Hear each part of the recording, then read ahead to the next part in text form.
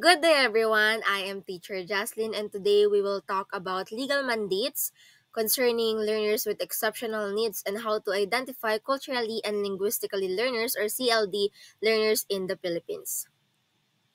So, what is a legal mandate? A legal mandate is a law, policy, or official order from the government that schools, teachers, and institutions must follow to ensure education is fair and inclusive for all. The Philippines has several legal mandates that protect learners with exceptional needs and CLD. First one is the 1987 Constitution that guarantees the right to quality education for all. RA 7277 or Magna Carta for disabled persons that ensures support services and accommodations. RA 10533 or the K-12 law that integrates learners with exceptional needs into mainstream education. DepEd Order 72, Series 2009, that strengthens the inclusive education framework. And we also have here RA 11650, Inclusive Education Act of 2022, that requires inclusive learning resource centers in every city and municipality. DepEd Order number 74 Series 2009, Mother Tongue-Based Multilingual Education or MTBMLE, which uses the learner's first language from kindergarten to grade 3, and Indigenous People Rights Act or IPRA of 1997 that protects the rights of indigenous peoples to culturally relevant education. These laws remind us of an important truth that education is not only for some because it is for everyone. Now, how can we identify learners with exceptional needs? These are students who may have disabilities or conditions that require special support in their education, such as those with learning disabilities, mild intellectual disorders, or visual and hearing impairments.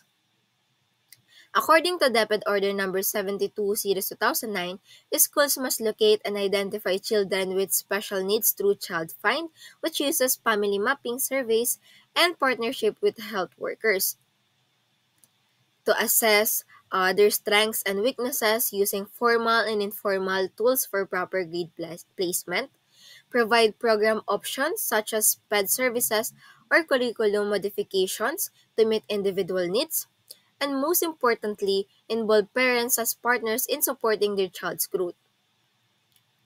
We also have here the steps for identifying students for special education services from the book of Macmillan, Classroom Assessment Principles and Practice that Enhance Student Learning and Motivation. This emphasizes the steps and reminding us that careful assessment and collaboration are crucial in addressing learners' diverse needs. So now, how can we identify CLD learners? These are students whose language, culture, or background is different from the mainstream classroom. For example, a grade 4 ETA child who speaks ETA Kapampangan at home, a grade 7 Maranao learner who practices Muslim traditions, or a grade 3 child of OFWs returning from abroad who may be more fluent in English or Arabic than Filipino. Learners at risk of marginalization or discrimination due to culture, ethnicity, or language. So, these learners may struggle in Filipino or English or sometimes feel excluded in school activities. As teachers, is our responsibility to ensure that they feel included, respected, and supported in their learning journey. So now, why is it important to make assessment appropriate for exceptional learners and CLD learners? Because assessment should measure what they truly know and can do, not their limitations. Fair and inclusive assessments allow learners to show their potential and help learners uh, and teachers to provide meaningful support. Our role as teachers is to design flexible, fair, and inclusive assessment that recognize learners' diverse abilities, backgrounds, and needs.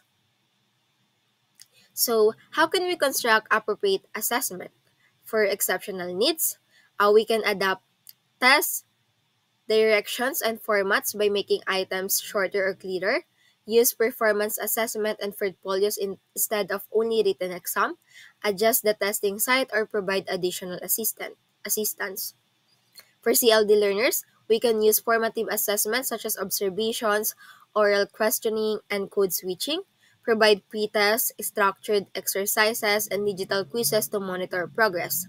Design performance-based tasks where learners first express ideas in their mother tongue, then gradually transition to Filipino or English. In short, assessment must fit the learner, not force the learner to pick the test.